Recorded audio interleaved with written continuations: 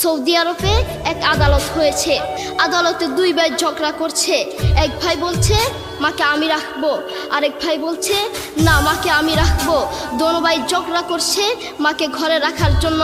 এরপর এক ভাই মাকে নিয়ে চলে যাচ্ছে, আরেক ভাই মাটিতে গড়া দিতে দিতে অবস্থা খারাপ।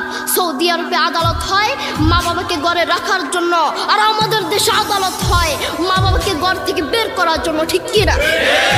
যুবক, তোমাকেই বলছি, তোমার বন্ধু তোমার আপন নয়, তোমার বউ তোমার আপন নয়, তোমার শ্বশুর শাশুড়ি তোমার আপন নয়।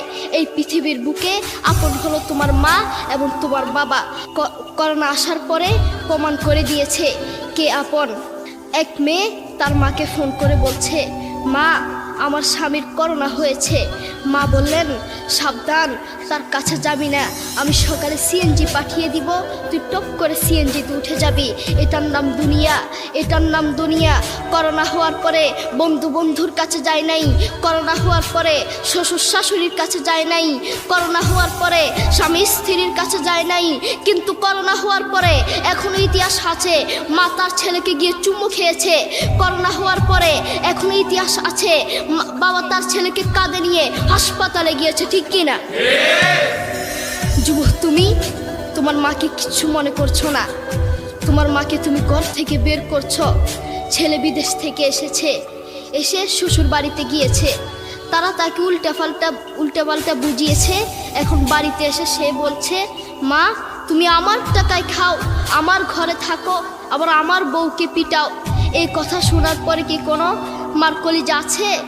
মা বাথরুমে গিয়ে আধা ঘন্টা কাঁদতে লাগলেন। কেঁদে অজু করে নামাজে দাঁড়ালেন। নামাজ পড়ে আল্লাহর কাছে বলতে লাগলেন, আল্লাহ তুমি আমার মার উপর রাগ করিও না, আমার ছেলের উপর রাগ করিও না, ও ভুল করেছে, তুমি আমার ছেলের উপর রাগ করিও না, আমি আমার ছেলেকে বুঝাবো।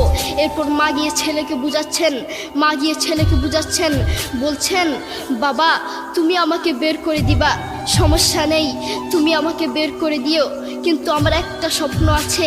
ছেলে বললেন কি স্বপ্ন বলেন?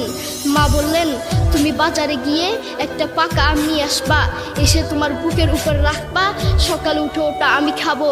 এরপর ছেলে বললেন আচ্ছা ঠিক আছে। ছেলে বাজারে গিয়ে একটা পাকা আম নিয়ে আসলো, এসে বুকের উপরে রাখলো।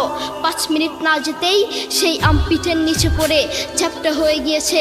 এরপর ছেলে মাকে বললেন, মা তুমি কি সকালে উঠে আমটা খাবে? ওটা 5 মিনিট না যেতেই পিঠের নিচে পড়ে চ্যাপ্টা হয়ে গিয়েছে। এরপর মা চোখের পানি ছেড়ে বলল, বাবা আমি আসলে তোকে খাওয়ার জন্য বলি নাই, আমি আম খাওয়ার জন্য বলি নাই, আমি তোমাকে বুঝার জন্য বলেছি।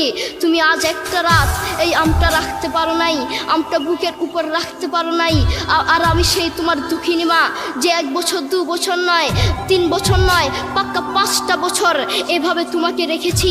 আমিও যদি তোমার মতো এভাবে ঘুমাতাম, তুমিও তো আমার পিঠের নিচে পড়ে চ্যাপ্টা হয়ে যেতা।